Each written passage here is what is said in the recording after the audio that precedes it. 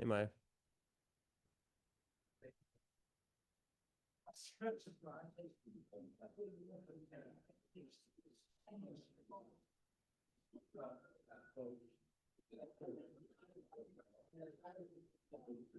Yeah. Or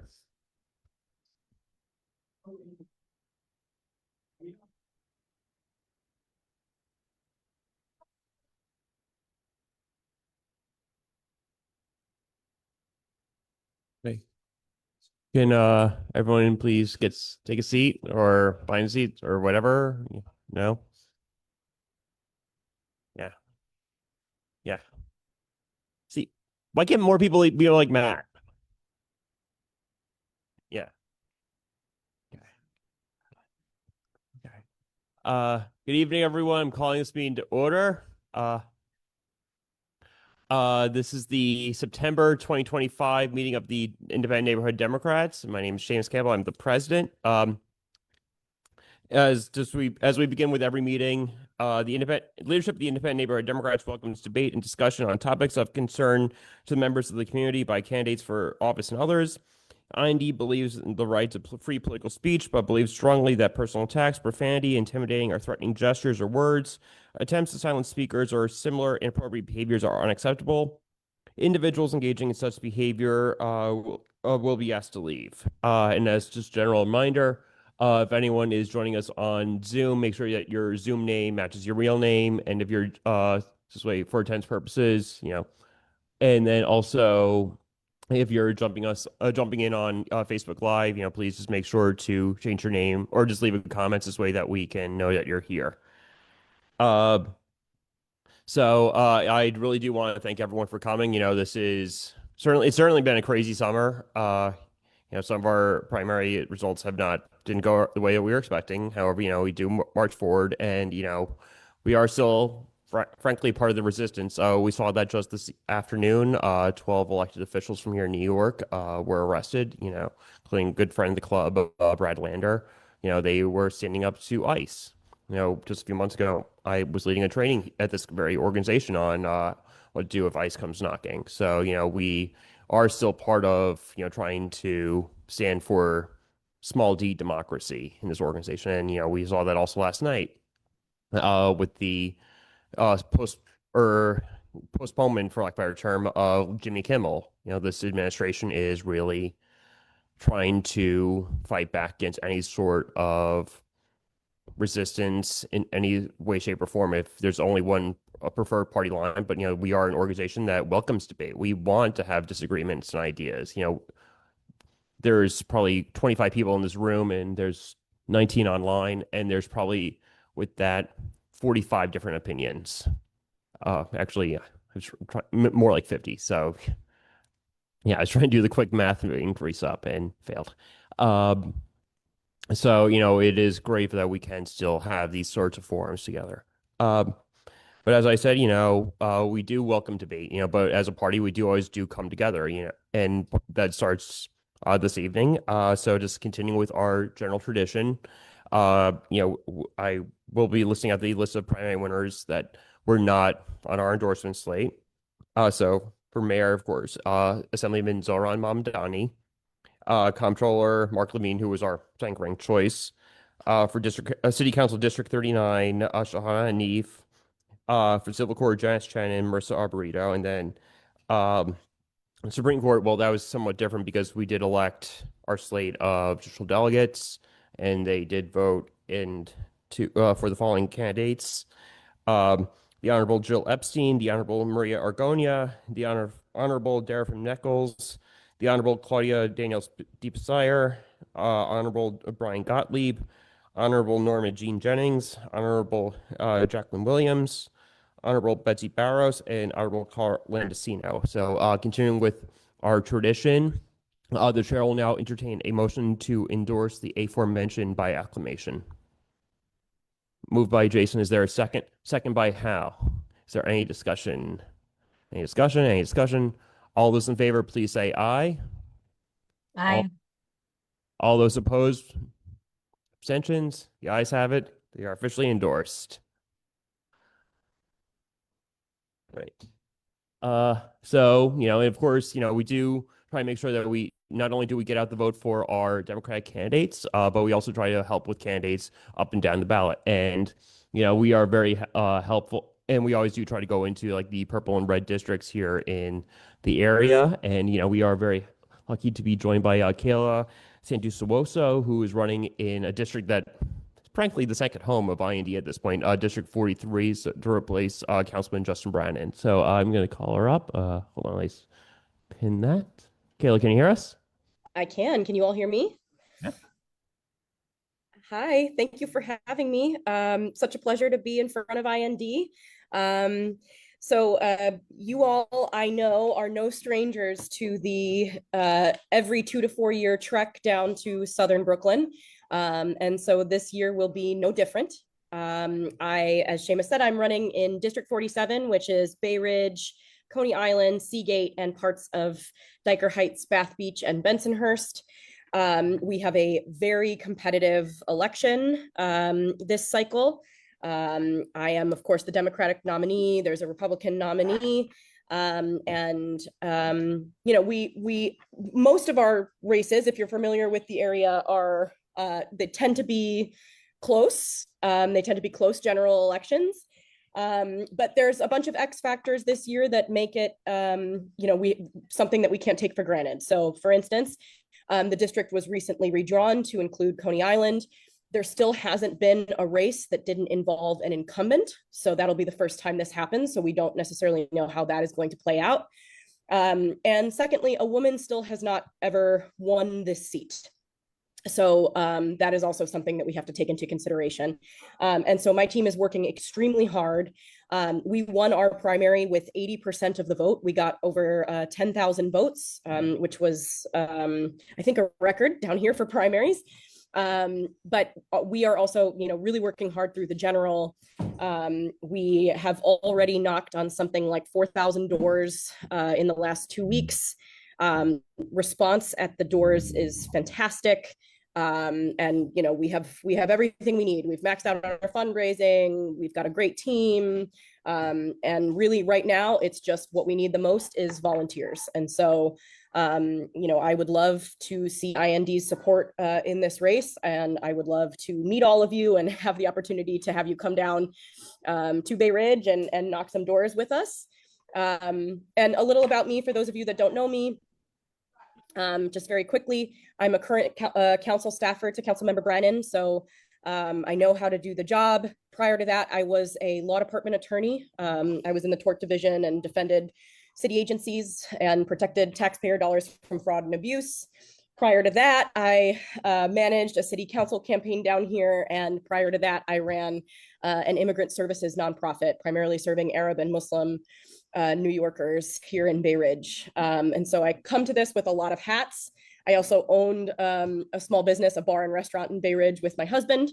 And so I'm a public servant at heart in one way or another, and just want to make sure that the next person in the seat knows what they're doing, can deliver constituent services, and make sure Southern Brooklyn is a place that's affordable for all and a place where people want to stay for generations.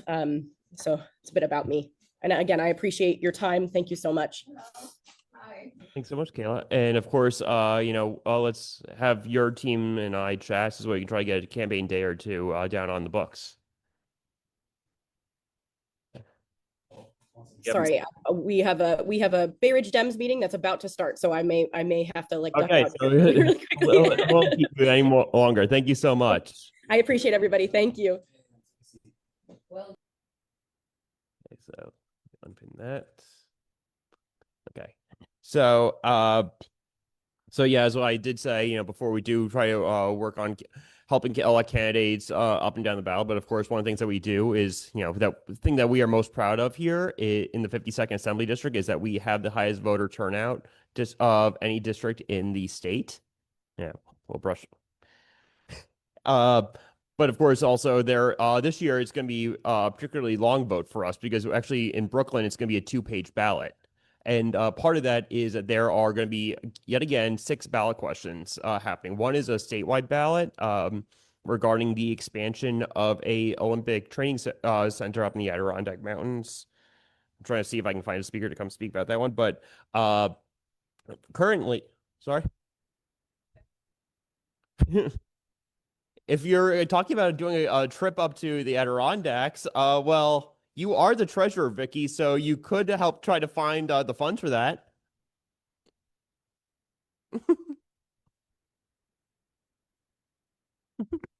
Marty Connor doing a field report, that'd be great too. But I think boots on the ground really is quite powerful because that is where IND shines. Uh, but yeah, but in addition, there are going to be 5 proposals coming out of the City Charter Revision Commission that met over the summer and prior. And actually, to join us to discuss them is a good friend of mine. I've known him longer, frankly, than all of you, Alex Scherenbeck. Some of you OGs actually probably do remember him because you were involved with a whole bunch of the clubs way back when, weren't you? If you want to come back, come join us.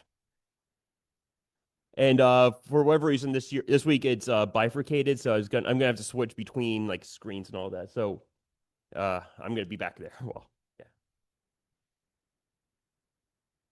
Well, thank you. Thank you, Seamus. So I'm delighted to be invited here to talk about what will be on your ballot.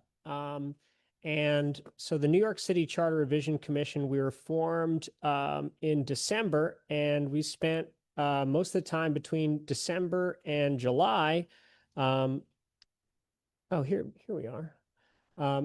Holding public hearings across the 5 boroughs to hear from New Yorkers about what they want to see changed in the charter. And on your ballot, as Seamus mentioned, will be 5 different amendments that largely focus on housing and land use, but also would change the way that New York City elections are held to align with the presidential cycle in order to increase turnout in local elections. So here are the 5 questions: fast tracking affordable housing, an expedited land use review procedure, an affordable housing appeals board, modernizing the city map, and finally, even year elections. Next slide. So as I mentioned, we had a long process of public hearings. We heard over 30 hours of testimony from New Yorkers. We received thousands of comments, and we had 800 New Yorkers attend in person to tell us what they thought. And we were very lucky to have on the commission a very distinguished group of New Yorkers. Our chair was Richard Beery, who's the CEO of Robinhood, the anti-poverty organization, not the gambling app, and Sharon Greenberger, the head of the YMCA, Grace Bonilla, the head of the United Way, former chairs of city planning, people involved in affordable housing, people who understand how government works, but importantly also when government's not working. Next slide, please, Seamus. What we heard more than anything else is that New York City is facing an affordability crisis. This is the top issue on New Yorkers' minds. And what we heard from experts is that at the root of that crisis is that we're not building enough housing to meet New Yorkers' needs. New York City is producing much less housing than it used to. In prior decades, it produced more housing. And at that time, New York actually did a better job of being more affordable. And we're producing less housing than other cities that are doing a better job of holding housing costs down. And if you want to know why it is that we're not building enough housing, it's actually very simple. In a lot of the city, we have made it illegal to build more. And that's through rules like zoning. Next slide. Now, today, we have a very uneven distribution of where housing is built. Some neighborhoods are building quite a bit. And as you can see on this map, this neck of the woods is building quite a bit of new housing, right? But that's not true of every part of the city. In fact, just 12 of the city's 59 community boards produce as much housing as the other 47 combined. There are, in fact, some community boards that are losing housing because wealthy New Yorkers are combining existing apartments into larger homes faster than new homes are being built. That's true on the Upper East Side. And when only a few neighborhoods are adding, like this one, are adding more housing, that puts a lot of pressure on neighborhoods like this to do a lot of work, right? Next slide. Now, we don't like to talk about it in New York City as a very progressive place, but this housing shortage also has really significant effects for where we live. You know, New York City and the metropolitan area is one of the most racially segregated in the country. It's more segregated by some measures than Birmingham, Alabama, and St. Louis. It affects how dynamic this city is, with the artists and cultural producers that make New York City special can't afford to live here. And we all know it affects New York's presence on the national stage. By some measures, we're slated to lose 2 more seats next census because New York City isn't growing as fast as other parts of the country. And the way Washington influences what happens here, we know that losing that congressional representation has very serious effects for New Yorkers. So, next slide. The charter is the city's constitution, but it's not everything, right? Rent stabilization, enormously important for 1 million families in the city. That's really not part of the charter. Property taxes, very important for New Yorkers and what they can afford, not a part of the charter. So we couldn't influence that either. Or budget support, how the federal or state government funds new housing production. That wasn't part of the charter either. And so we're thinking about how do we try to influence the housing crisis through the charter. The primary mechanism to look at was the land use review process. How long does it take to get permission to build something new? How is it structured? Whose voice is heard in that room and whose voice isn't heard in that room? How do we restructure that process to try to make a healthier political system? So next slide. Everybody here knows ULURP, right? We've had ULURP for 50 years. It was created in 1975. And ULURP actually, what we heard from experts and New Yorkers is it does a really good job for a lot of big projects. It does a good job of integrating local feedback and expert feedback and borough feedback and the feedback of appointed officials and elected officials. But we also heard that with 50 years of experience, ULURP isn't working as well for some categories of projects. And so, next slide. What we heard is that affordable housing is facing particular challenges that private market rate construction does not face. Second, we heard that ULURP doesn't work at all for small or modest projects, and I'll show you why that's true. And the third is that we heard that ULURP isn't working in some parts of the city, those parts that aren't adding any new housing at all. Next slide. So here's some stats that just will jump off the page for you maybe. The top 10 council districts average about 750 affordable units a year. The bottom 10, 3. That's not a typo, 3. If you look in the middle here, you see a map of proposals to add housing that are made across the city. And if you're hashed out on that map, that means you haven't seen a single proposal to add housing in the last 10 years. And if you're light blue, you've seen just 1 or 2 in the whole last decade. Now look at this part of the town with that deep, deep blue. You can see why this part of town is adding housing while others are not, right? Why is it that some parts of the city are adding no production at all, even as this part of town does a lot? Well, what we heard from the people who build affordable housing is that the politics of adding affordable housing in particular, but all kinds of housing in much of the city are so difficult that it's impossible for the elected officials in those positions to say yes and hold their jobs. That's what we heard. And affordable housing developers told us that's so true that the first thing they do when they think about building affordable housing is look up who the council member is. And if the council member is someone who would never say yes to an affordable housing project, they don't even start the process because it would be a waste of their time. So how that process that I just mentioned is something that isn't actually in the charter. It's not what New Yorkers approved when they created ULURP in 1975. It's a practice in the city council called member deference, in which every local member is deferred to and given the sole power to decide what happens in their district. There's a lot that's healthy about that, right? But if someone has the attitude that they'll always say no to everything, right? And the intense pressure council members are under to say no to some things like affordable housing projects, it can lead to the stifling of all housing production being created in some parts of the city. And I'll note that, you know, we're not the first to say this, right? People all across the political spectrum have sort of denounced the effects of member deference. Jumaane Williams in 2017 talked about how in a racially segregated city, it can perpetuate racial segregation. If you allow a local community to always say no to affordable housing, that might be one reason why he wasn't elected speaker. Donovan Richards, Zohran Mamdani, and HUD wrote a letter to Chicago, which has an identical practice called aldermanic privilege. And they said, your practice violates the Fair Housing Act because it harms Black and brown Chicagoans who are the most in need of affordable housing. So what is our response? Next slide.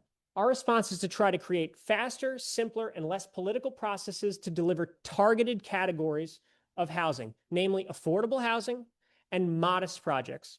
ULURP remains in place for most things in most places. Every single change here still needs public review. We're changing the nature of public review, but not the fact that you need to go through a public process with community input. Community boards, their review period isn't shortened by a day, and anywhere it exists today does not change. Environmental review, historic protections, labor protections, construction and safety standards, all that stays the same, okay? What we are changing is some of how fast the process goes and the who decides for certain kinds of projects, okay? Next slide.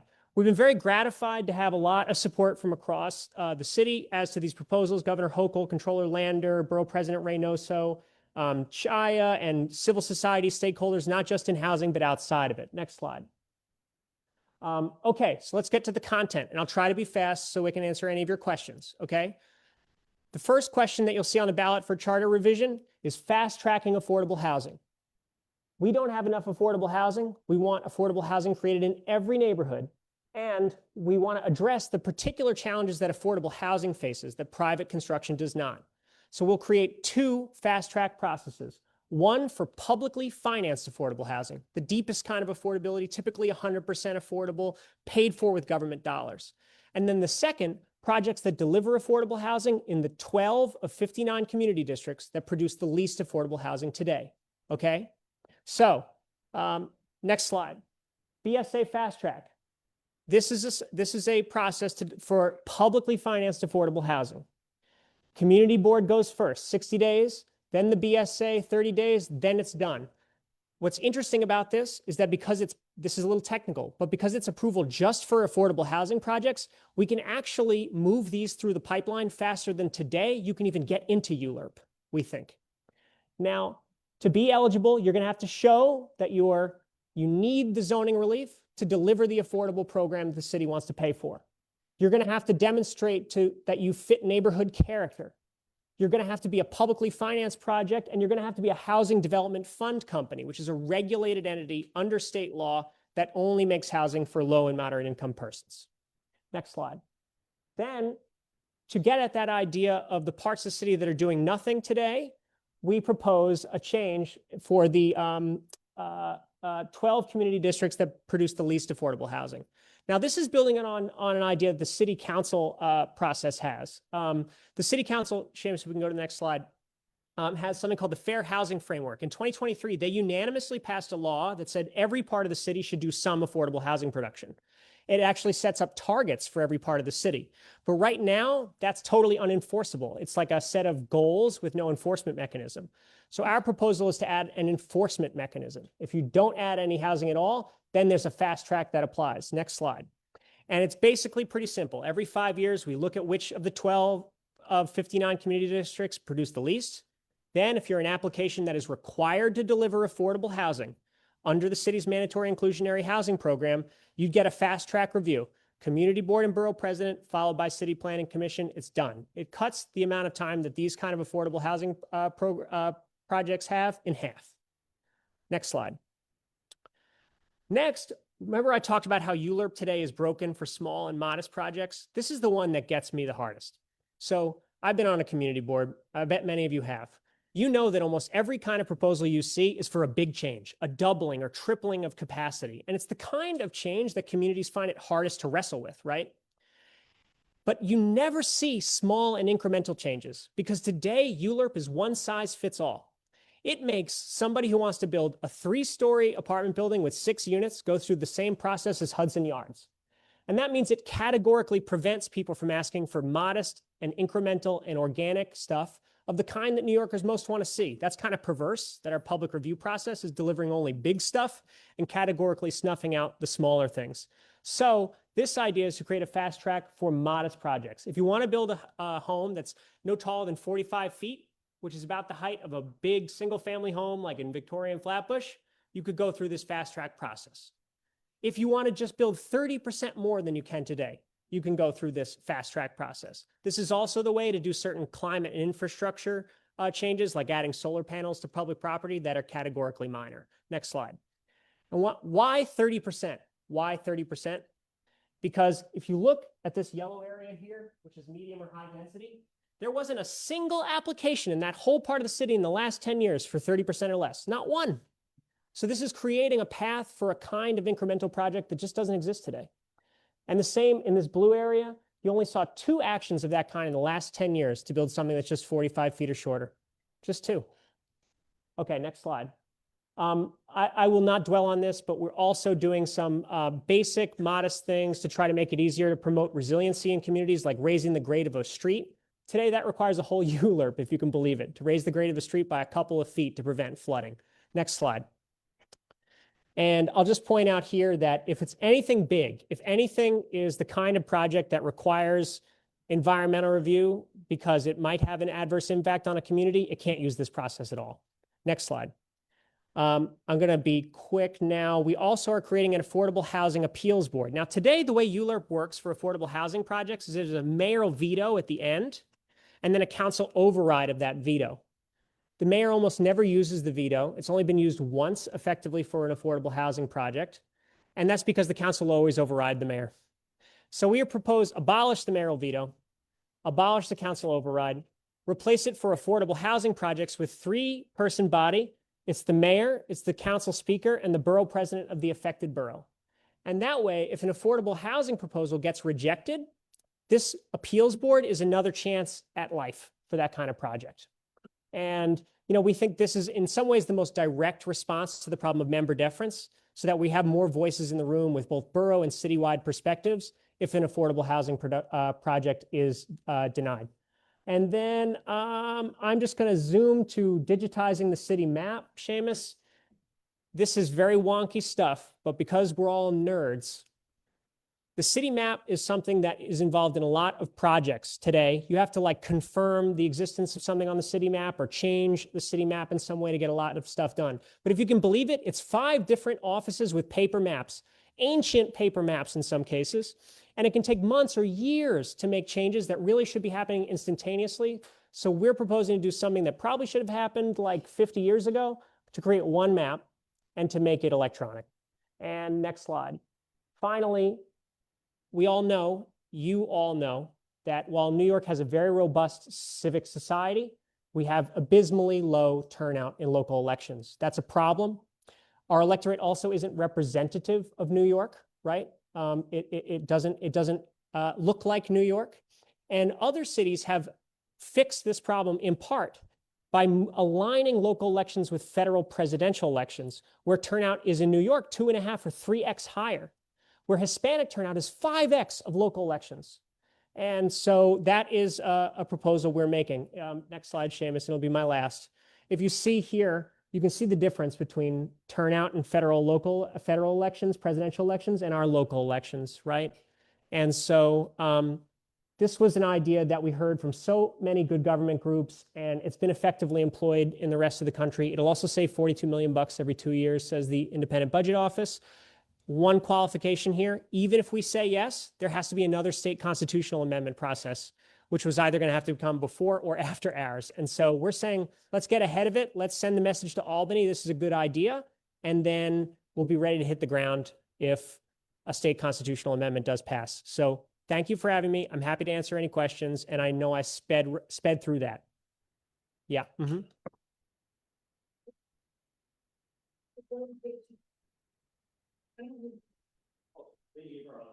Okay. One basic question. You because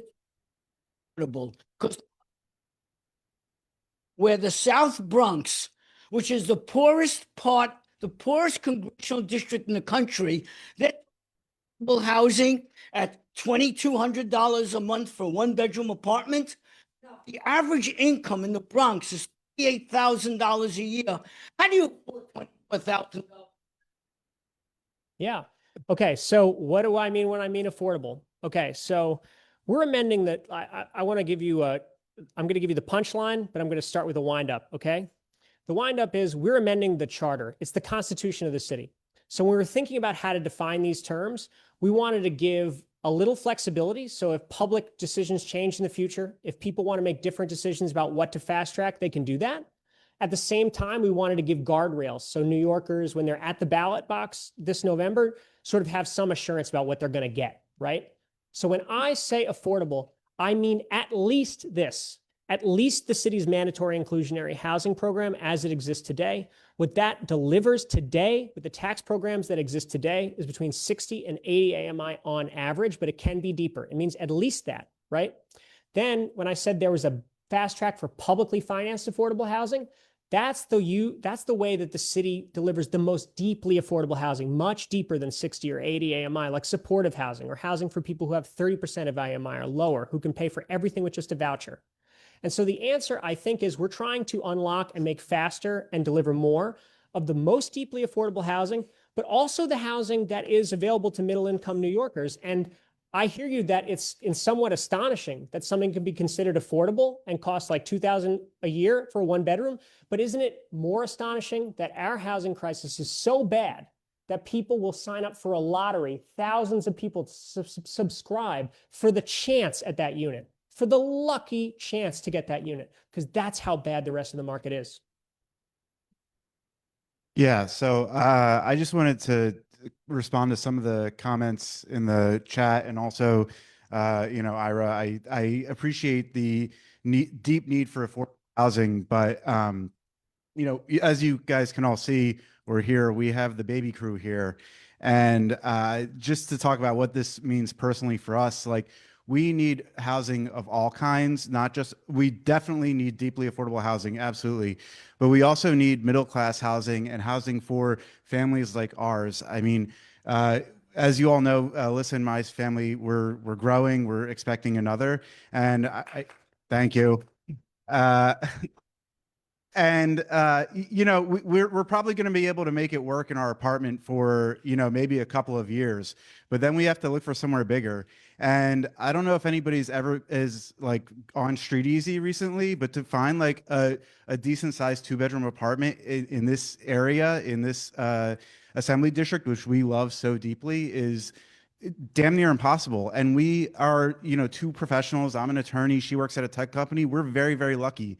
And it's still almost impossible to stay in this neighborhood with our growing family. And so I would encourage IND to endorse these resolutions, to vote yes on 2 through 6, and unlock housing through all of our neighborhoods. I know that, Lincoln is opposed to this, and I see that some folks are, very protective of the councilmanic prerogative. And I think that Lincoln has been great on housing in general. As you saw in that chart, this neighborhood is building a ton of housing, but this is a citywide problem. And there are city council members out there that are not as good as Lincoln Ressler. And so we need to do this on a citywide basis. And finally, for folks that say this is just a Band-Aid and that this isn't going to lower prices, I would urge you to look at New Rochelle, which is just a 60-minute ride away on the Metro North, where they are building tons of housing, and rent has fallen in New Rochelle. So we can do the same thing here in New York. Thank you.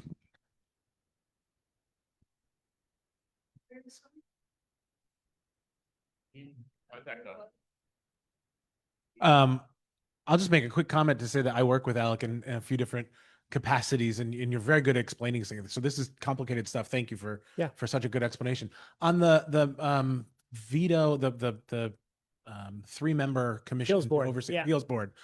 What makes a project eligible for that? Is it just that it was introduced at the council? And as I understood it, the way you described it, so this member veto still exists, but then this is a potential solution to it. Is that right? Yeah. Okay. So member deference is just a culture. It's just a tradition at the council, right? It's not written anywhere. It actually wasn't the way our process was intended to work. But it has arisen over time. And it's been 16 years since a housing proposal was approved over the objection of the local member.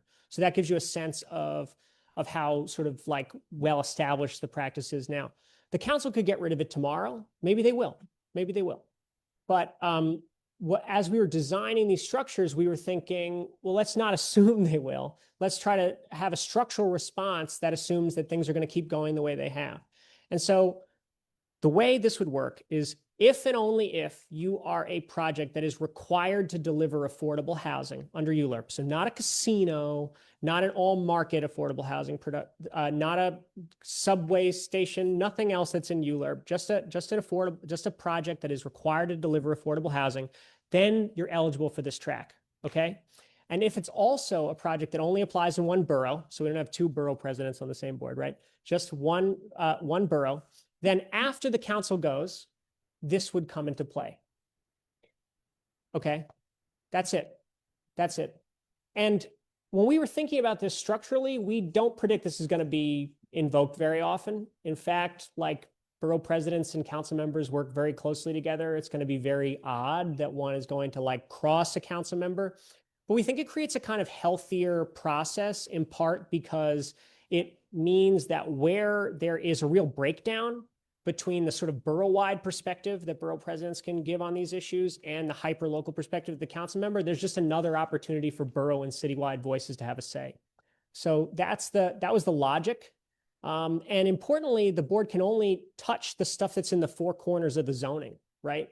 So this is now a little technical, but a lot of the things that is most important to communities when a project is proceeding through ULURP are actually outside zoning. They're like community benefits agreements, right? Like investments for additional affordable housing or for a community center or a deal with a labor union, right? All that's outside the four corners of the zoning that would be within the domain of the appeals board. So the appeals board really be about resuscitating a project that got rejected or restoring a project in relevant part that got really cut down. I'm just going to take the last question because we do have to move on. And this is more of a technical question. So you and I did speak privately about how there was a question regarding with the Board of Elections last week when they were voting to certify the ballot questions. And there was a concern that the questions were unconstitutionally vague. Could you just explain like what the process is by which the questions are actually written? Because I know with statewide questions, it actually goes to the Attorney General's office, and there are statewide or there is state law to actually make sure it has to meet certain, like I think it's a word limit as well as reading level, et cetera. Yeah. Thank you for that. Okay, so I encourage you to go look at the questions so you can see what's going to be on the ballot. We followed all the state rules that prescribe like clarity and reading level and how long the questions need to be. We also have a part of each question that says a vote yes means this and a vote no means that. So it's like really clear to voters, even after they read the basic description, again, like what a yes is going to mean and what a no is going to mean. Okay. And we worked really closely with the law department, who plays the kind of independent arbiter role here to craft these questions. Now, something that we didn't have on our bingo card a couple of weeks ago is that we were told by the press that the Board of Elections was thinking about rejecting those questions. And that's something they'd never done before. Many of you are probably familiar with the Board of Elections and maybe some of the imperfections in the Board of Elections, okay? So I won't really go into it too much. But suffice to say, we heard that maybe some of the GOP representatives were not excited about these proposals. That was the rumor. So we went to the Board of Elections. We explained that they didn't have the authority to do this. We explained the clarity of the questions, and I was glad to see that all but one commissioner voted to put them on the ballot. There actually is a process by which you can challenge ballot wording. It's in court. It's in court. No litigation has been filed to challenge the wording, maybe because it would not win. And I think you could see, if you look at the questions themselves, just judge for yourself. Do you think this is clear? Given that the state only gives us 75 words, what can we communicate clearly at the right reading level? And then to make sure people know what's on the ballot beyond the questions, we're doing stuff like this. Every night I'm going somewhere to talk about it. We have a whole staff that's doing that. And we're about to launch a public education campaign that's going to be sort of on everybody's phone, you know, to just show what's on the ballot and what it means for New Yorkers. Thank you so much, Yeah, Alex. thank you so much for having me.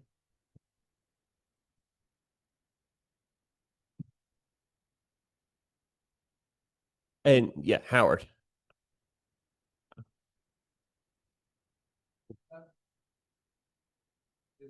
I would suggest that we invite Lakeland Rest and the others. Yeah.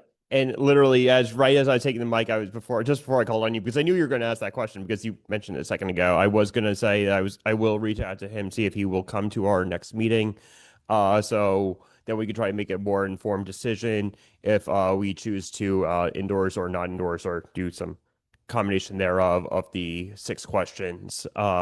Which, since just reading from comments in the room and also comments in the chat, it'd probably be something that would end up just being a private ballot situation, but that's something that the executive board will take up. So the gentleman's point is well taken. But also another big issue that has been as of late, and of course, I've been reading, I think it's the city was doing a few pieces on this, was universal daylighting, which has been an issue very important to our Assemblywoman Joanne Simon, who told me that she'd be a little late this evening.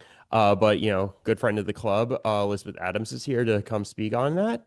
She would like come join us. Yeah. Or, like, they on the computer or?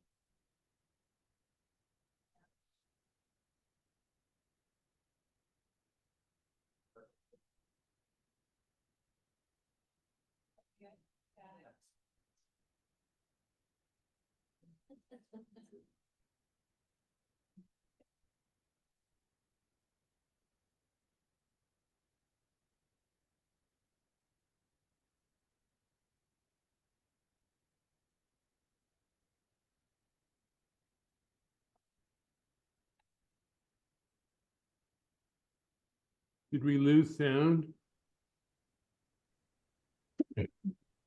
I think we're getting it back, it looks like, yeah, but I can't hear or see. I just got the video back.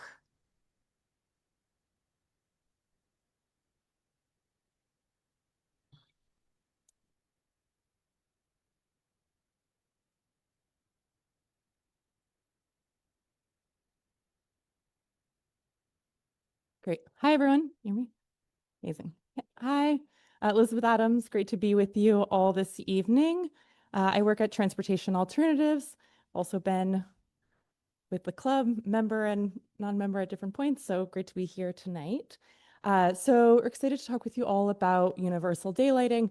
As Seamus said, this has been a big priority of the assembly member who has really fought for a lot of local pedestrian safety changes. So just going to walk through a little bit, open up for questions, keep it moving pretty quickly. Great. All right, Seamus, you want to keep going? Okay, so the problem, sorry, go again. Thanks. Okay, I think we all know this. People walking, biking, driving up to an intersection have their views obstructed by vehicles parked right up at the crosswalk, which leads to a significant amount of crashes, injuries, and deaths, especially for pedestrians. If you want to go to the next one. I think folks are very familiar with this situation. You're walking at the curb. There's a increasingly large SUV right there. You have to look around it. and there is a car coming just behind it that you have a massive blind spot for. We have some parents and family members in the room this evening. For anyone who has tried to use a stroller into the crosswalk, or a walker or assistive device, all of that gets harder when you don't have the visibility at the intersection. And the numbers around it, the reality is really quite stark. Seamus, if you want to go to the next one. And so here's the driver perspective, is that currently we have an alarming number of preventable crashes in our city every year, particularly when it comes to pedestrians. So for drivers, this is also quite a frustrating situation. If you are coming up to the intersection, there are multiple seconds where you cannot see a pedestrian walking into the crosswalk. When the pedestrian is a smaller person, a child particularly, it is that much harder to see a young person walking into the curb. If a child or someone is running quickly, jumping out into the intersection, all of that gets even more alarming and stressful if you're trying to drive safely. Okay, next one. And so the numbers, just to kind of be clear of what we're talking about, unfortunately, over 250 people are killed in traffic crashes in New York City every single year. And in addition to that, over 3,000 New Yorkers are seriously injured. When we talk about serious injuries, these are not just broken bones. It's really at a much higher level of loss of limb, permanent damage, really debilitating, brutal injuries that stay with people for the rest of their lives. And 3,000 New Yorkers every single year. And then half of all fatal crashes in our city occur at intersections. Intersections are unfortunately really a core place where street safety need to be much more addressed. Next one. All right, here is a map of our city of crashes every year. You'll see there's unfortunately quite a lot of dots because that is the scale of traffic crashes in our city every year. Next one. Okay, so daylighting, go again. Daylighting makes intersections safer by repurposing the curb space closest to an intersection to increase visibility for all users. Very common, straightforward, what we just walked through that you could see. It's really clearing that curb space around 20 feet just at the intersection so that there is visibility for everyone, that you have clear sight lines for drivers, pedestrians, anyone coming at the intersection. Everyone feels safer, calmer, better understanding how to use the space. Okay, here's another visual of it. We can go to the next one. I think we've got it. So here, daylighting, despite the fact that daylighting is the law statewide, New York City exempts itself. So every other locality in New York State, 42 other states across the country all have universal daylighting as a common practice. Yet here, New York City, back in the 30s, decided to exempt itself from the state requirement and does not do universal daylighting. However, there is city and state legislation to change this, the state bill, which is carried by local assembly member Joanne Simon. Yes, next one. Okay, so what daylighting is, next one. Is it clearing the space and then upgrading that space? And this we like to highlight because it's not just taking the space away, but really thinking about how you better serve the needs of the community, better serve what could be happening in the neighborhood for public benefits. So that covers a range of things like a curb extension can be a very simple one. More trees can be a really great community benefit. Bike parking, benches, all things that could really serve our community in a number of better ways than traffic crashes. Great, next one. All right, so the benefits of daylighting are really fourfold. So the way it works is increases visibility, which we talked about, shorten crossings. When you improve the extensions at the curb, pedestrians have shorter distances to cross, which improves safety because there's less opportunity to be hit by cars. It slows down turns. So if you are coming to an intersection and there's a car coming, it slows down the car coming towards you and making a sharp turn, which is improved safety that way, and then adds amenities. So thinking about how you can reclaim that space for greenery, benches, bike parking, And then bioswales, rain gardens, things that can really address a lot of our local needs, including flooding, climate protections, really kind of a whole host of benefits here. Okay, next one. Here's a visualization of how daylighting can work. Here's a curb extension with greenery. Okay, next one. Okay. No, you can keep going, keep going. Okay, so here's with daylighting, there's much better visibility. You can see there, you can keep going. Sorry, this works easier when I can do it and you can just kind of move through. Great, okay. And here is where you're shortening the crossing distances. So rather than have a massive intersection where pedestrians have to be more exposed, you're really tightening that lane and providing better protection. Next one. Amenities. Here is an example of an amenity where you're increasing the curb space and adding better bus protection. So bus shelter, seating, benches, all of this can come when you build out the curb space. Yeah, next one.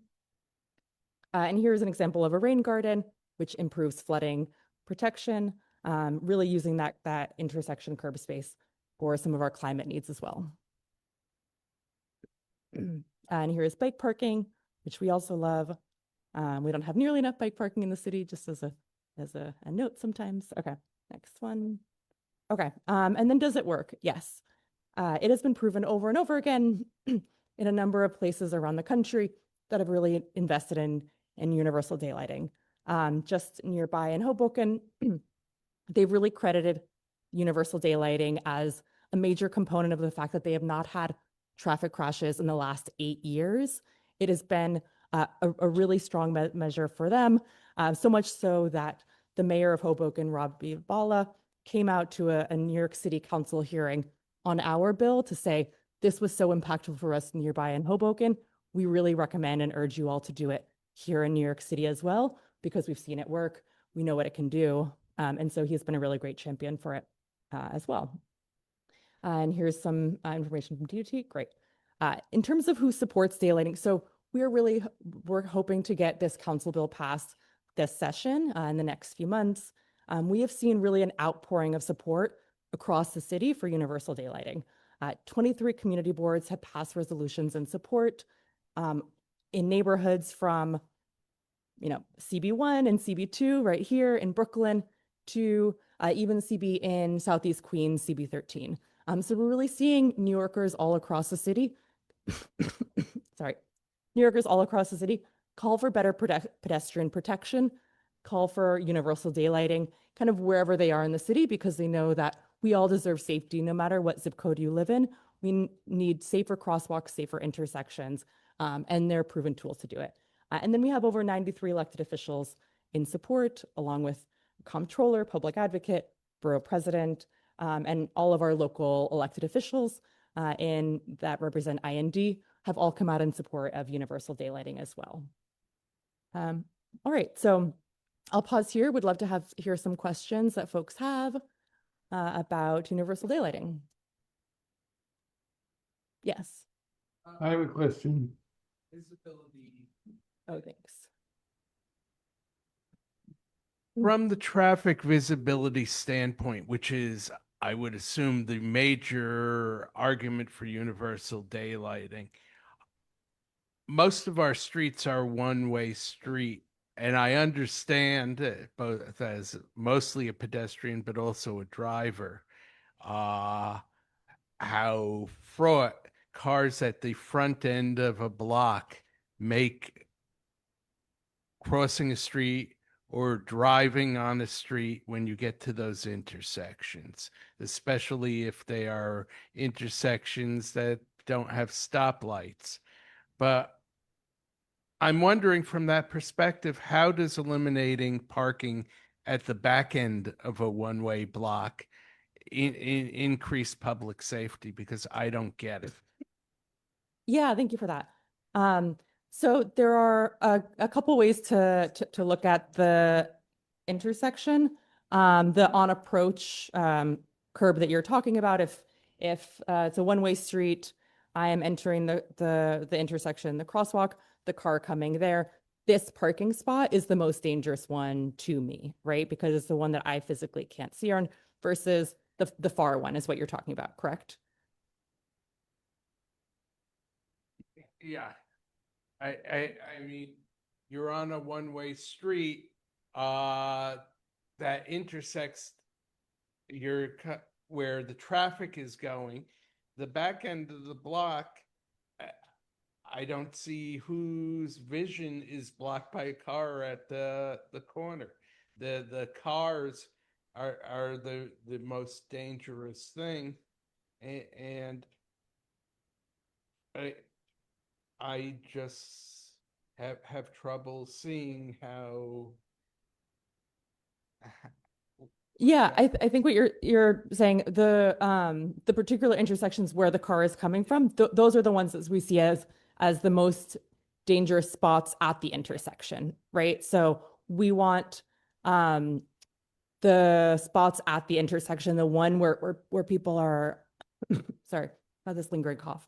The one where people are walking or crossing, those ones are the ones that we want to, that are priority for making sure that those are clear, and then potential for putting in public amenities there too.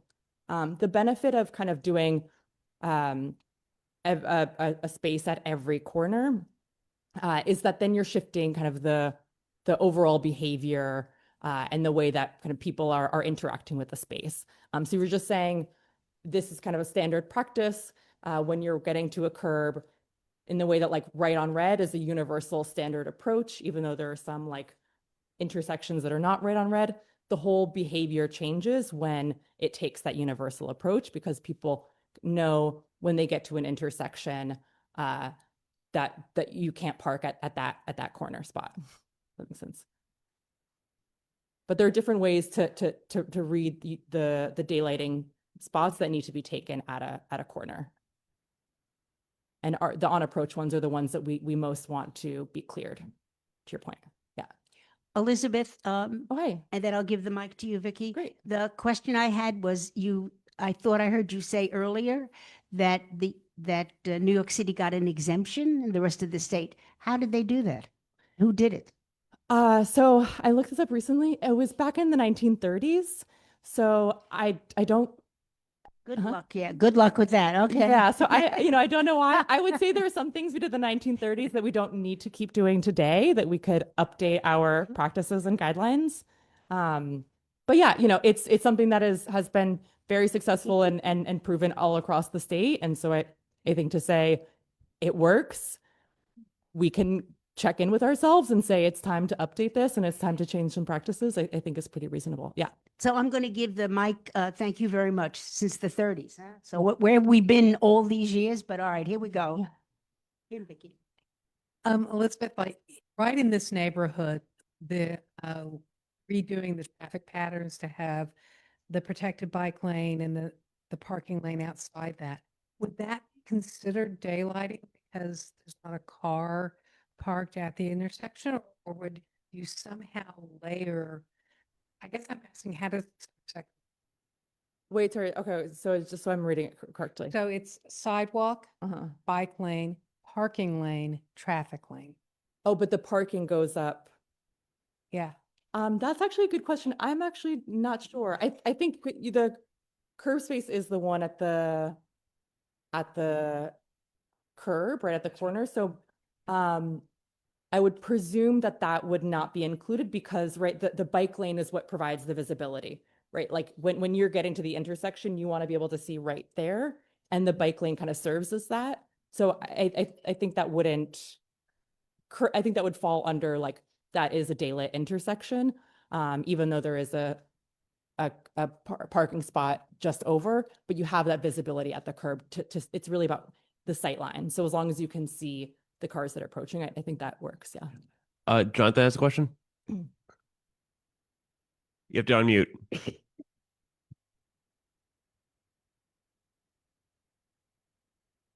Jonathan, you have to unmute if you're going to ask a question. There you go. Sorry. Hi, I totally support the intentions of the daylighting concept, but I think I have the same question that was asked earlier. To me, it's really about entering the intersection as opposed to exiting the intersection. And I totally get it. When a vehicle is entering the intersection, that you want that additional sort of angle of sight that 20 feet would give you. But when the vehicle is exiting the intersection, I think this is maybe where DOT is coming from, because they've voiced some opposition to universal daylighting, and I think without a lot of explanation about why. But a car parked close to the intersection would force a turning car to take that intersection wider. And it's really not about lines of sight anymore, because they've already passed the crosswalks. It's really about having to, for the driver to make a tighter turn to get around the car. I don't know if that's, Elizabeth, if you understand what I'm getting at, but it's kind of a detail, but actually I think it's an important detail that I just haven't heard discussed at all. Yeah, thank you. I mean, I definitely agree. The most dangerous spots, curb space, is the one that you're speaking to, is the on approach where vehicles are coming.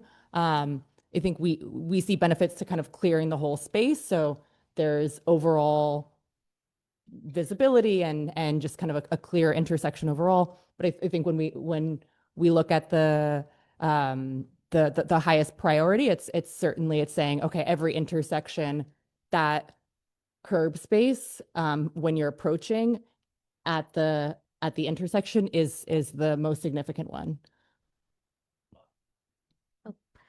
Great, thank you. Thank you for presenting. I have been my family has been the beneficiary of the Vanderbilt Avenue green lighting or daylighting, which has been like night and day. I think you alluded to, like, when you first become a parent, you push a stroller and you have no clue how to navigate the city anymore.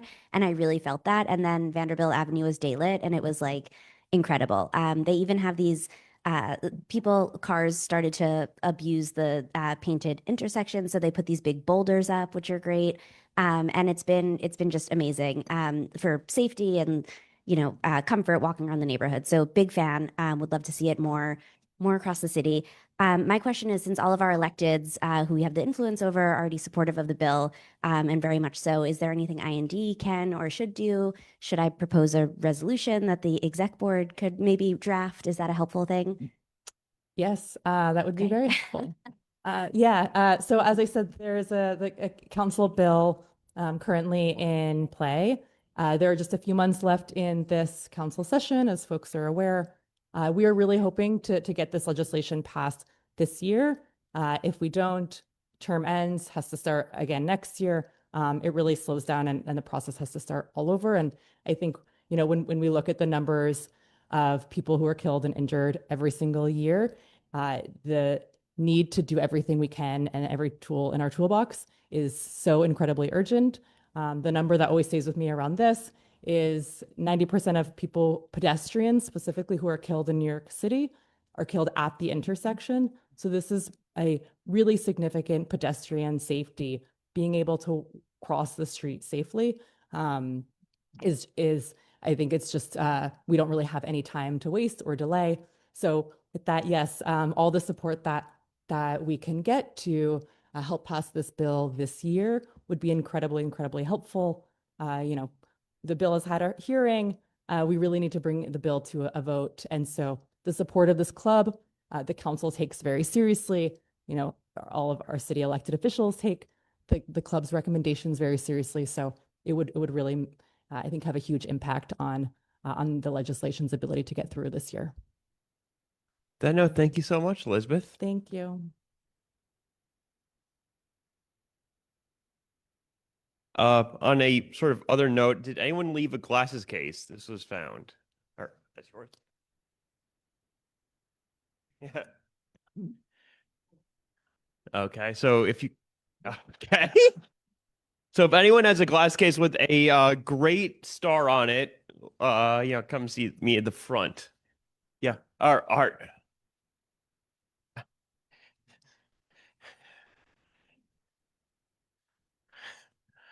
Okay.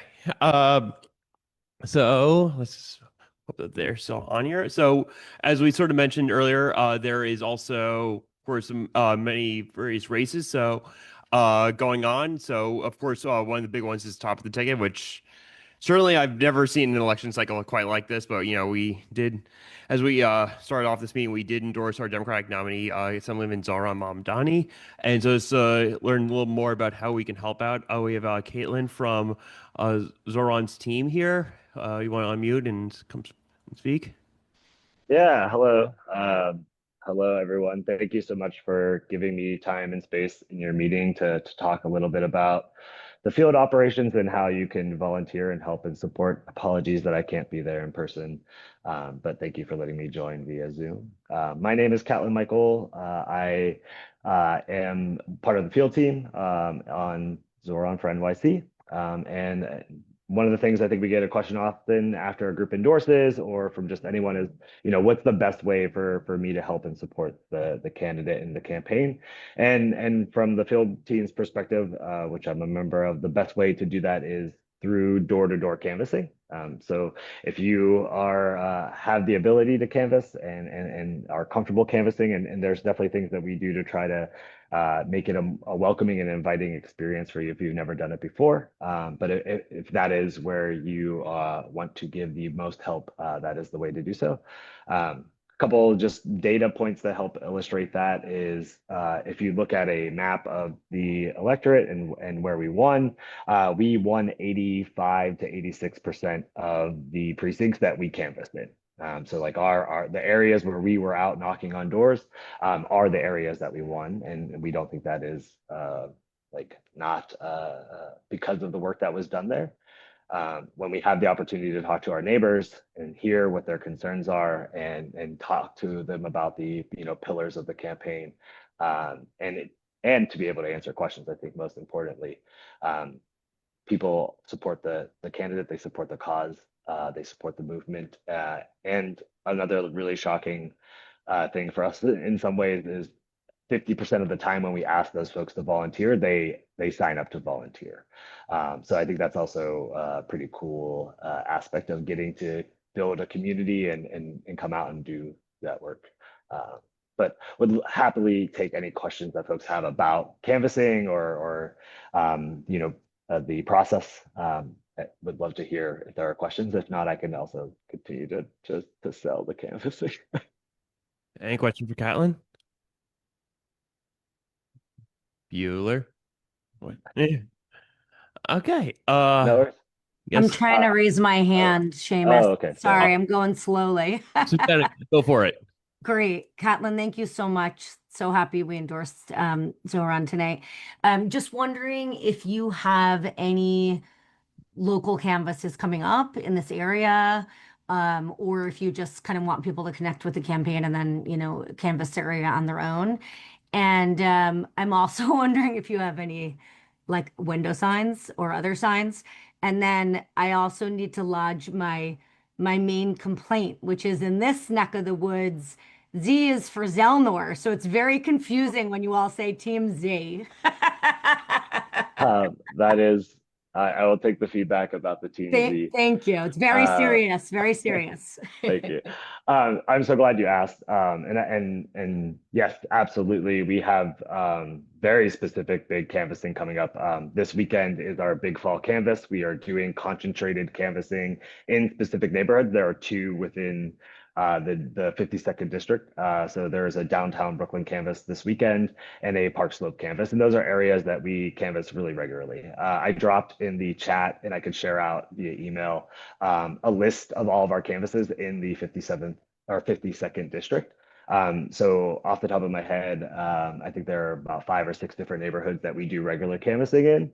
So those areas, you know, your Borum Hill, your Cobble Hill, your Prospect Heights, downtown Brooklyn, Gowanus, Park Slope, those are all areas that we are actively canvassing in. And they're areas that, again, we have had success in getting people to either turn it. Oh, there. What? I'm sorry about that. I think somebody got into my press play.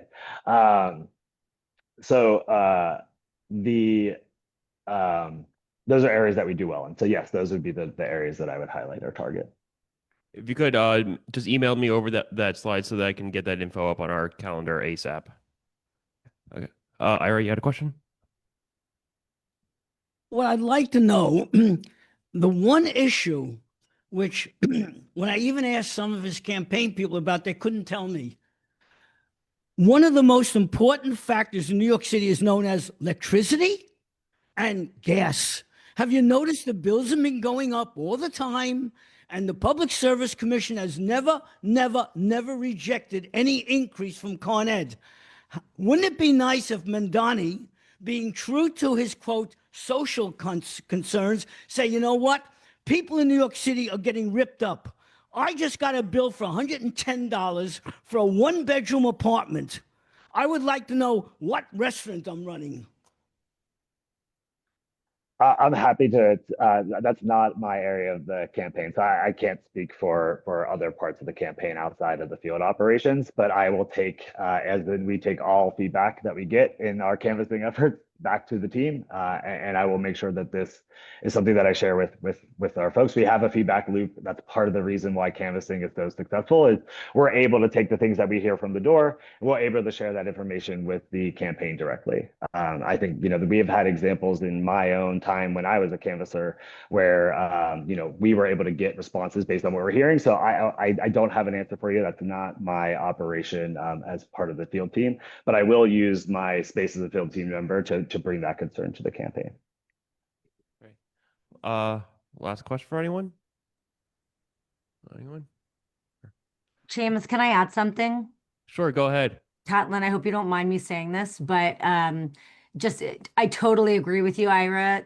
PSC is a state agency, and actually Joanne and like a bunch of other state legislators just came out today again because PSC approved another round of National Grid's increases, and they also snuck in the Nessie pipeline. I think Joanne is actually going to talk about it, so I don't want to duplicate too much, but she's been working on that issue a lot. And just, I know we've talked about the New York Heat Act because that's like one really solid way that we could lower some energy bills. That is a state bill, but just to plug, Zoran was a very active sponsor and supporter of the bill. Awesome. Thank you so much. And Kylan will be in touch. Yeah, absolutely. Again, thank you so much for your time. And also, I have focused a lot on the door-to-door canvassing, but phone banking, if you're not someone who wants to go on the doors, phone banking is a great way. We reach the entire city that way. In addition to the 1.6 million doors that were knocked, we also made over 2 million phone calls. So it's another great way to help and support the campaign. And I'll share that information. Send it our way. We'll make sure we get it out there. All right. Have a great day. Thank you. Great evening. Thank you so much. Bye. Okay. Yeah. So, of course, we do have a lot of elections happening this year, and there are a bunch also, as I said, as we began this meeting, some in our own backyard, and there is also one pretty competitive race happening just across the borough, and that is Staten Island, or just across the river, and that is Staten Island Borough President. And we actually happen to have the Democratic nominee up here with us, Michael Colombo, if you would like to say a few words. Thank you, Seamus. Thank you. Good evening, everyone. Hello from the wild, wild southeast of New York City. It's true. Although I will take some exception to it being called the river, it's the Narrows, and we're very proud. Quote, we're proud of it, and we'll fight Bay Ridge for it. Thank you for letting me speak tonight. I just wanted to come and say hello to a fantastic group. I met Joanne at a protest against the NESE pipeline as we marched across the Brooklyn Bridge, and she was kind enough to give me some of her time and invite me here tonight to tell you a little bit about the race we're running. So, as many of you know, Staten Island, we are the fifth borough. We are the forgotten borough, as it were, but not for much longer. For the first time in 41 years, we are getting ready to flip Borough Hall from red to blue. We are fighting for not just democratic ideals, but just common sense, working class, middle class solutions to the problems that aren't very different from what you're facing here in Brooklyn. Our cost of living is too high. Our apartments are too high. The gentleman who is now in the back there talking about their one bedroom, two bedroom apartment for $2,200, $3,200. We face those same issues out on Staten Island. And we are faced with a borough president out there who has chosen the path of most resistance when it comes to any sort of progress. He does not engage with the city. He does not engage with the city council.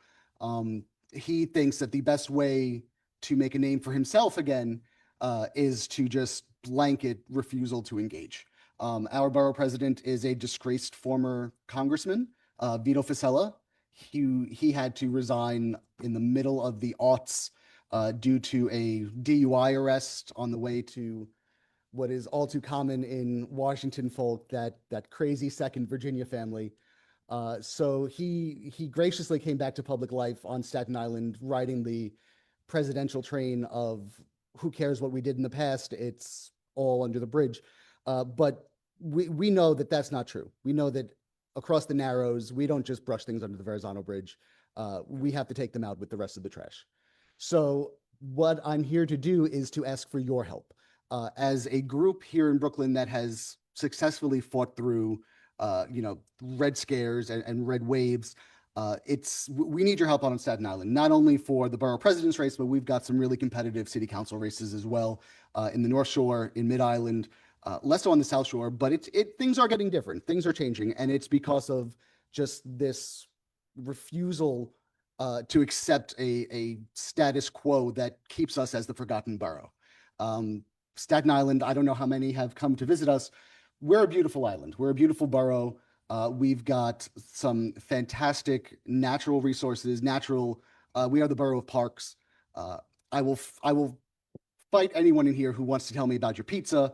I will take Danino's over Pizza Wagon or anything that might be downtown Brooklyn. And even though, I may have just support. Well, I will. I would love to invite everyone out to an IND Staten Island mixer out at Danino's. We can show you what pizza is really like. But the reason that I'm here is to ask for the help. We are running a very competitive race, and we need not only the financial support, but the human support as well. We have canvassing going on. We have phone banking going on. My campaign manager, Gabby Lerner, is here. Anything that you can do to help get us over that hump and take back Staten Island's Borough Hall, for not just for the Democratic Party, but for the people of Staten Island who have been drowned out and not listened to for decades now when it comes to the things that we need in our borough, whether it's affordable housing, better public transportation, protecting our green spaces better than they have been. Staten Island is ripe for a change. We are right on that cusp. It's kind of like what Bay Ridge was, I'd say, about 10 years ago. We're on that cliff that we just need that extra little push to get to head out onto bluer pastures. So if you just head to our website, www.colombo4si.nyc, or you can see me or my campaign manager, Gabby, here after the meeting. We'd be happy to speak to you a little more about ways you can get involved. And just a reminder that thanks to the Campaign Finance Board, all New York City resident donations are matched 8-1, which means that $100 translates to $900 for us to use to really get us over that last bump. Thank you so much for your time tonight, and thank you for having me. Thank you. Any questions? Yeah. about the race, about Staten Island in general. Questions? The question is, what are your chances to be let home? Yeah. Let me get that to a microphone. Honestly speaking, you know, it's an uphill battle. Staten Island is, we vote more red than we do blue. But twice in the past 15 years, island-wide, we've elected a Democrat. We elected Max Rose and we elected Mike McMahon to Congress. So it's not unheard of. We have the best shot at flipping this for the first time, like I said, in 41 years. The last Democratic borough president on Staten Island was Ralph Lamberti, who just passed away, unfortunately. But ever since, it's just been a landing ground for Republican politicians who are just trying to plan their next move. You know, our current borough president, for all of his faults, does not see this as his job. He is looking towards Congress. He wants his seat back. He is planning a primary against our MAGA congresswoman to see who can out-MAGA each other. And we all end up the loser in that fight. So the real goal, well, not the real goal is to win, but a bonus will be that when he loses his seat here, it will take him out of contention for that seat as well. So it's not just protecting Staten Island for this coming year, it's protecting us for years to come. So that is why it's so important. And honestly, this is the best chance we've had, I think, in the 41 years since Ralph Lamberti. Yeah. 81, since 1984, which was before I was born. Mm-hmm. So I have never seen a Democratic borough president on Staten Island. My son, who's in the back, he's 8.5. He's never seen a Democratic borough president. And I want to show him that anything is possible if you try hard enough. So that's part of the motivation. Thank you so much. Any other questions? Great. Yeah. And we'll be in touch on like ways that we can help out. Try to see if we can like organize like a day of action or something. Yeah. And actually, we can do with our old friends at the Staten Island Young Dems.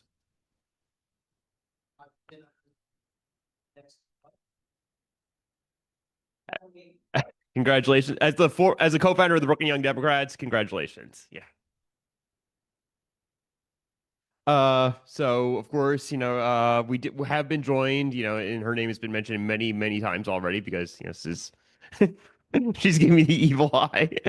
Our good assembly member has joined us. I know that there was, of course, a mention about some stuff with, PSC and probably some other things that are happening up in Albany. So if the assembly member would like to give say a few words. I'm not sure what's happening in Albany, but there's some things going on here. So number one, I know that Elizabeth was speaking about daylighting. So thank you very much. And thank you to Transportation Alternatives for all the support. I really hope the city is able to get this through. I will just say to you that, as Elizabeth may have mentioned, the state already has daylighting. So when I mentioned to my transportation chair, who's from upstate, I said, you know, blah, blah, blah, daylighting. And he goes, what? I said, we want to daylight the corners. And he goes, what? And I said, do you know what daylighting is? He goes, I have no idea what you're talking about. So I said, you know, 20 feet from he goes, oh, why is that a thing? You know, kind of thing, right? And that is because there's daylighting everywhere except for New York City. New York City exempted itself from that. So we're just trying to like undo that. And that will make a huge difference. So thank you so much. I really appreciate it. And okay, so a couple of other things. We actually are doing something here in the 52nd Assembly District, besides cozying up to the Staten Island guy here, and then bringing him on board. Thank you so much for coming, Mike. I really appreciate your venturing forth. And thank you for coming and being such a good boy. We appreciate your attention to all of this boring adult stuff. So thank you. So we have a flu shot drive, October 9th at the NYU Langone at 90 Atlantic Avenue. So don't forget. And then we have a Java with Joanne on September 29th. And it's going to be at the Squirrel Cafe which is on Atlantic Avenue between 3rd and 4th, closer to 4th. And I have competition, but that's okay. I love babies and their competition. And then you mentioned, Ira, about electricity bills, et cetera, et cetera. You know, as Susanna mentioned, the PSC approved a new plan that National Grid had, and that includes this pipeline, excuse me, where I met the lovely and talented Mike Colombo, and proposing that. And so I've issued a statement against it. We're asking the governor to kill this deal, right? I think I put a stake in the heart of this monster. And she can still do that. So we are hoping that she will recognize the affordability issue.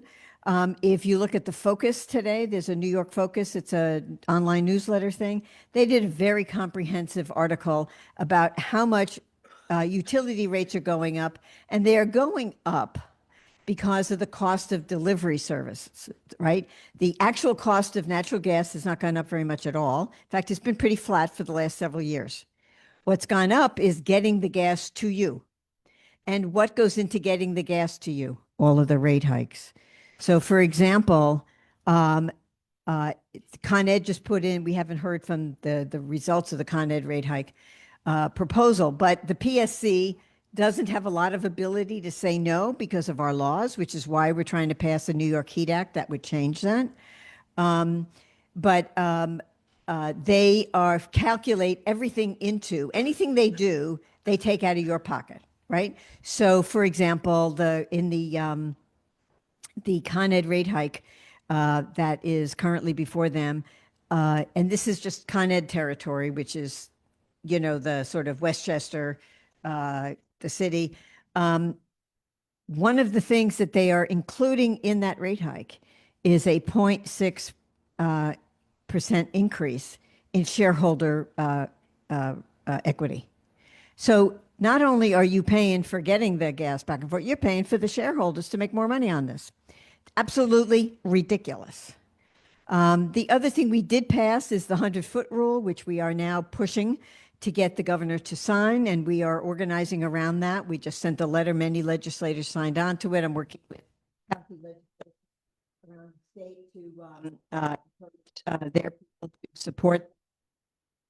But the 100-foot rule is the one where if you are putting in a brand new hookup within 100 feet of a gas line, you don't pay for that. Your neighbors do. But once you get your new gas line in, anybody else who gets a new gas line, you're paying for. So they socialize it around other people. And if you are 101 feet from the gas line, you pay for the new hookup. So if you know you're paying for the new hookup, you might think more carefully about putting in renewables because it actually would be cheaper. We have solar. We pay next to nothing for electricity because we have solar.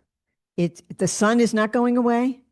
And by the way, neither is the heat in the center of the earth. So if you put in a thermal energy, put in a heat pump, you're going to have renewable energy that will heat and cool very inexpensively. So we are encouraging all of those kinds of things. And if the governor signs the 100-foot rule elimination, that will make a big difference. In the recent request for a rate hike from Con Ed, I'm getting a little in the weeds, $70 million alone of that rate hike, which is roughly $1 billion a year for 3 years, is going to the 100-foot rule alone. So we would save $70 million by passing, just for the Con Ed area here, of ratepayers. So everything they do, you pay for. And that's why they can afford to do all this stuff. And if they put in this new pipeline, the pipeline will last 75 years. You know, we don't have an issue with 75 years, right? We don't need, whatever they're worried about reliability, yada, yada, yada. If they, in fact, invested in renewables, we would not have a problem with reliability, number one. And number two, they don't need this big pipeline for 75 years that will continue to pollute our environment and endanger everybody's health, just because they got like maybe a couple of years that they think they're going to be close to the bone. So I'm encouraging everybody to help me get that going. And I just want to check my notes here. Okay. I did that. Okay. I handled all of the things that I had in my list. So unless you have questions, I'm happy to sit down and let you guys go home soon, right? Anybody have a question? Okay, great, super, wonderful. Thank you all very much. I do want to encourage everybody to stop by the Brooklyn Book Festival this Sunday. It's a big festival day. It's a great day. And the weather's supposed to be good, and it won't hurt anybody to read. Thank you. Yes, sir. Here, everywhere, outside. Borough Hall, blah, blah, blah. There are, in fact, there you go. You can get that. There are several things that are happening here at the law school, in the courtroom and in another room. And then there are things that are, there's different stages set up in different places, and some locations that are well marked on the map, and a lot of description of different presentations that are happening, authors and poets and whatnot that'll be discussing it. But there's also tons and tons of booths where people are selling books, and there are a lot of kids' activities. So, yes, sir. What's happening at Java with Joanne on Atlantic Avenue? What's happening? Yeah. You can get a cup of coffee. The Java, that's the Java part. And it's basically, as you may know, an open mic kind of thing. Basically, I just have meet people at different coffee shops around the district.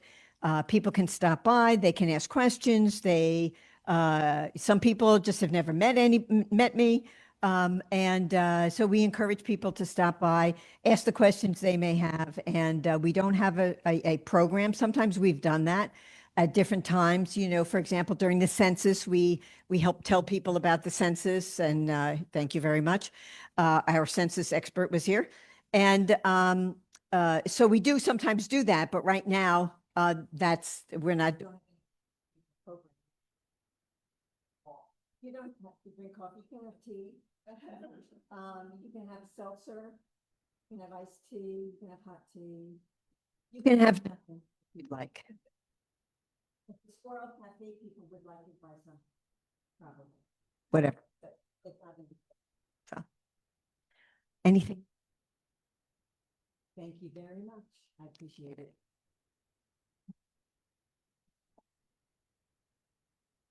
I will second everything that Joanne said about reading, because that's also the greatest way to piss off Republicans. Am I wrong? Okay. Second thing is, though, I will tell her that we're not getting out just quite yet. So October 5th is the Atlantic Antic, which, of course, yes. And so I'm going to be sending around the sign up sheet, because we do need volunteers to help man it. We have it in 2-hour shifts. It's actually a really fun day, provided that the weather cooperates, because a few times we've had basically mini hurricanes. But it's also a great way to just like see the community. It's one of our big membership recruitment drives. We can also just talk politics with just average folks. So I'm gonna send here. So if I don't see this list being filled out, like completely filled by the time I leave this room, I'm gonna be a little disappointed. I'm sorry, and I'm gonna have to cry myself to sleep, and you don't want to see that. But we did have a few. We have a few events coming up, and also we had one big event passed. So of course, big event that happened back on Sunday was our annual brunch. Yeah, absolutely. Cheers all around. And unfortunately, the chair of the brunch committee, Karen Johnson, is not with us this evening. Guess she's feeling under the weather. Which frankly, she was running around like all day, but she did a great job. We did have these flowers for her. Had tipped the bill on that. I know it was you, Bill. You don't give me that look. But it was great work, everyone involved with that. Vicky, Art, Hal, Javid, Joan, yes.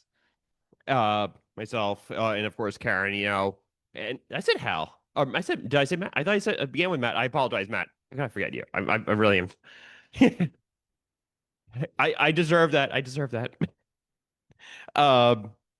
And of course, but you know, it's our biggest turnout to date. By far, we were actually like having an issue with trying to make sure we had enough seats for everyone at one point. But of course, also I would be remiss if I didn't mention that this evening we've been joined by Judge Juliet Howard and Judge Rena Malik. Of course, yeah. First, Juliet will be on everyone in the 6 municipal districts on their ballot this November. So please make sure you fill in that circle. Just a few other like little housekeeping notes, as you probably may have seen in the email this morning, we have a few new members.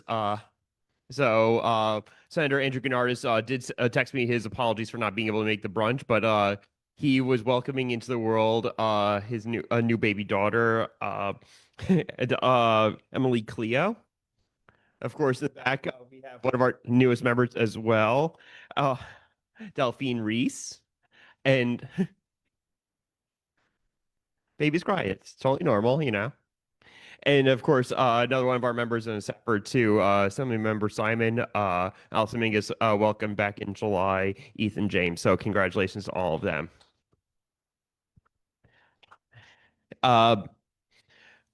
Just two quick things also.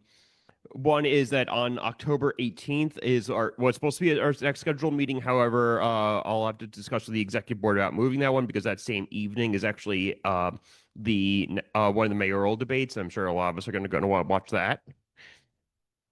And also, this is a goof on my part that I have to admit to. There was no recording of our June meeting because we do try to put that up for anyone who missed anything. But yours truly forgot to hit go live on Facebook Live. However, anyone who was present for that, probably it's a good thing because they don't need to know what the assembly member got me for my birthday. And if anyone wants to know, they can ask me offline. Is there any other new business? Hearing none. Is there a motion to adjourn? Moved by Hal, seconded. Is all those in favor, please say aye. Any opposed? Have a good night, everyone. Thank you so much.